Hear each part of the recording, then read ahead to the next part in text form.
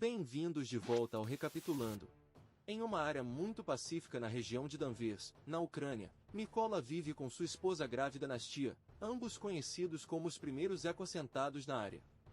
Nastia é uma artista que gosta de desenhar e entalhar madeira. Ela até mesmo faz um anjo de madeira para Mykola para que ele possa ter um amuleto de proteção. Mykola é um matemático, físico e ecologista que leciona na escola local, para a qual ele viaja de bicicleta.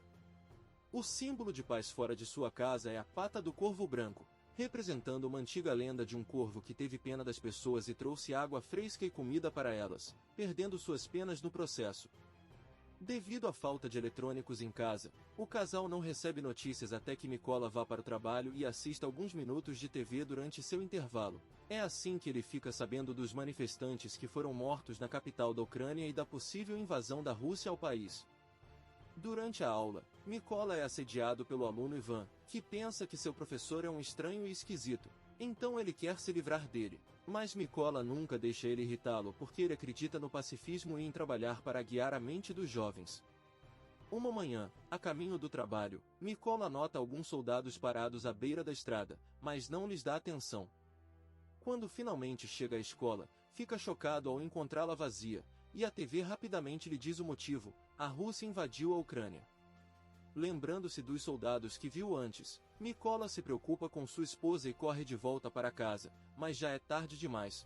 Os russos estão lá espancando Nastia e pegam Mykola também quando ele tenta defendê-la. Depois que os soldados se certificam de que não são espiões, começam um incêndio dentro da casa e saem. Mas quando Nastia tenta retaliar jogando uma pedra neles, os soldados não hesitam em atirar nela antes de finalmente irem embora.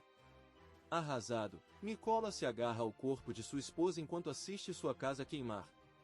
Horas depois, dois membros da milícia ucraniana encontram Mykola, e depois de verificar sua identidade para garantir que ele seja um civil inocente, ajudam-no a cavar uma sepultura para Nastia.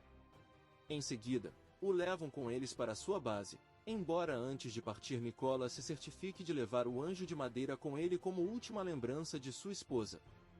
Os superiores na base não estão felizes com a chegada repentina de um estranho porque ele poderia ser um espião, mas Mykola rapidamente prova seu valor dizendo que quer se juntar ao exército e expulsar os russos de seu país. A partir de então, Mykola é enviado para um curso de treinamento intensivo onde ele deve aprender a esgotar seu corpo e usar armas de fogo, duas coisas que como pacifista ele nunca fez antes. Desmontar e montar armas é particularmente difícil para ele e isso lhe rende a zombaria de seus superiores, especialmente quando ele anuncia que escolheu o codinome Corvo. Mykola não deixa que o desanimem e treina ainda mais, ficando acordado até tarde praticando com armas e mantendo o anjo de madeira por perto para que nunca esqueça seu objetivo: vingar-se de sua esposa. Algumas semanas depois, os trainees descobrem que não há snipers suficientes na linha de frente e o exército está procurando voluntários para o trabalho. Poucas pessoas estão interessadas, mas Mykola se voluntaria imediatamente, apenas para ser recebido com mais zombaria. Ainda não disposto a desistir, Mykola aceita um desafio para provar seu valor. Ele desmonta e remonta um AK-47 vendado em menos de 20 segundos, finalmente ganhando o respeito de todos. Eles também começam a chamá-lo de Corvo como ele queria. A parte teórica do treinamento de sniper vem facilmente para Mykola graças ao seu conhecimento de matemática e física, sendo capaz de fazer cálculos mais rápido do que os professores. Ele também é excelente em seguir a regra número 1, que é permanecer absolutamente imóvel e quieto, mesmo quando um instrutor atira no chão perto dele. Infelizmente, ele não se sai bem quando se trata de atirar de fato porque, por algum motivo, deram a ele uma arma diferente de todos os outros, o tipo de arma de fogo que não é adequada para sniping de guerra. Sempre que Mykola aponta isso, ele é mandado se virar. Mais uma vez, Mykola se recusa a desistir e faz um plano para provar o que pode fazer. O último teste de sniper é durante a noite, e os trainees devem atirar assim que um sinalizador disparado pelo instrutor der luz suficiente ao redor de seus alvos. No entanto, Mykola não atira ainda, ele usa a luz para calcular a distância e uma vez que o exame acaba, então ele atira sob completa escuridão e acerta o alvo exatamente no centro, algo que ninguém mais conseguiu. Isso permite que Mykola se forme com a maior pontuação e acabe sendo designado para uma unidade de primeira classe. Para sua primeira missão, Mikola e seus companheiros snipers devem libertar um posto de controle importante que foi capturado pelos russos. A equipe consegue se infiltrar na área sem ser detectada e cada sniper recebe um alvo, mas quando estão prestes a atirar, devem pausar o plano porque um carro civil se aproxima do posto de controle. Os soldados russos fazem os dois civis saírem e entregarem seus passaportes, recusando-se a devolvê-los quando eles pedem ao casal para sair. O homem faz um escândalo enquanto exige que lhe devolvam suas coisas, provocando uma resposta violenta dos soldados russos. A equipe de Mikola nota isso e ataca imediatamente, matando cada soldado com tiros rápidos e eficientes, incluindo o cara que tenta manter a mulher civil como refém. Uma vez que a missão acaba, a equipe pendura a bandeira ucraniana para retomar o controle do posto de controle. Quando retornam à base, Mikola ouve que seus colegas novatos partiram para uma missão diferente, então ele usa esse momento de folga para visitar a escola onde costumava trabalhar, se encontrando profundamente comovido pela visão desolada das salas empoeiradas. No dia seguinte, quando a outra equipe volta, Mikola recebe a notícia mais difícil: um de seus amigos morreu nas mãos de um sniper inimigo. Isso se soma à lista de razões pelas quais Mikola quer se vingar. Para a próxima missão, a equipe de Mikola esconde uma série de explosivos em árvores atrás das folhas antes de se esconder na grama enquanto aguardam a chegada do inimigo, conforme relatado. Quando os soldados russos aparecem na floresta conforme os relatórios haviam previsto, Mikola hesita em atirar porque vê algo que não pode acreditar: Ivan se juntou ao exército russo e está vindo nesta direção com o restante de seus inimigos.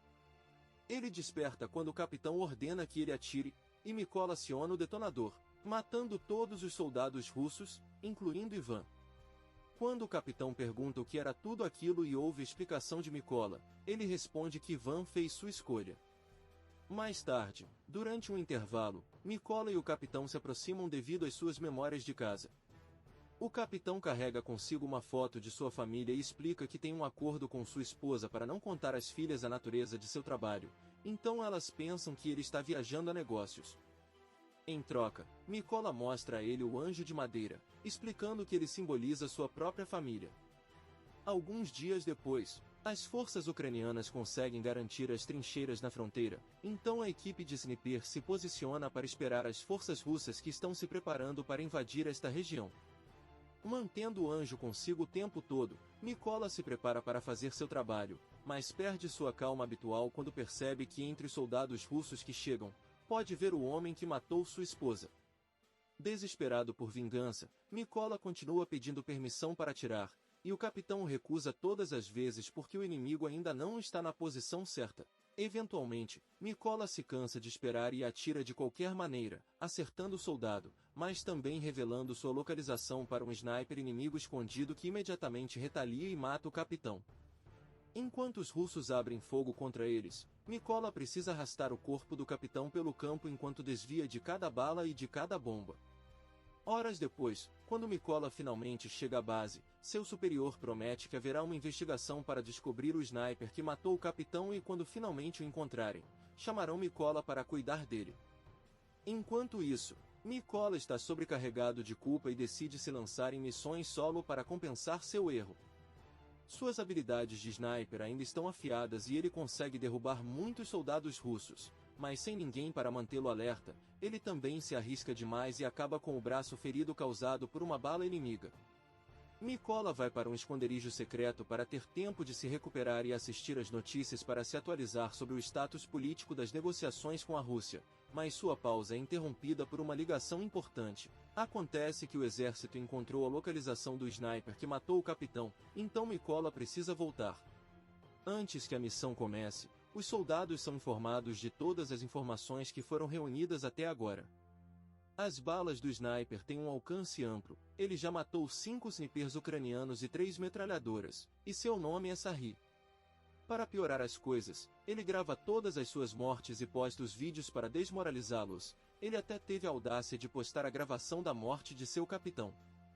Pelo menos todas essas baixas permitiram que eles localizassem Sarri, e como não podem encher o local com minas por causa de um armazenamento de cloro na fábrica química onde o inimigo está se escondendo, eles elaboraram um plano alternativo. Seus snipers eliminarão os soldados mais baixos para abrir caminho para Mikola se infiltrar e enfrentar Sarri cara a cara. Quando a missão começa, todos os snipers ucranianos se posicionam e esperam Mykola entrar no prédio rastejando pelo campo.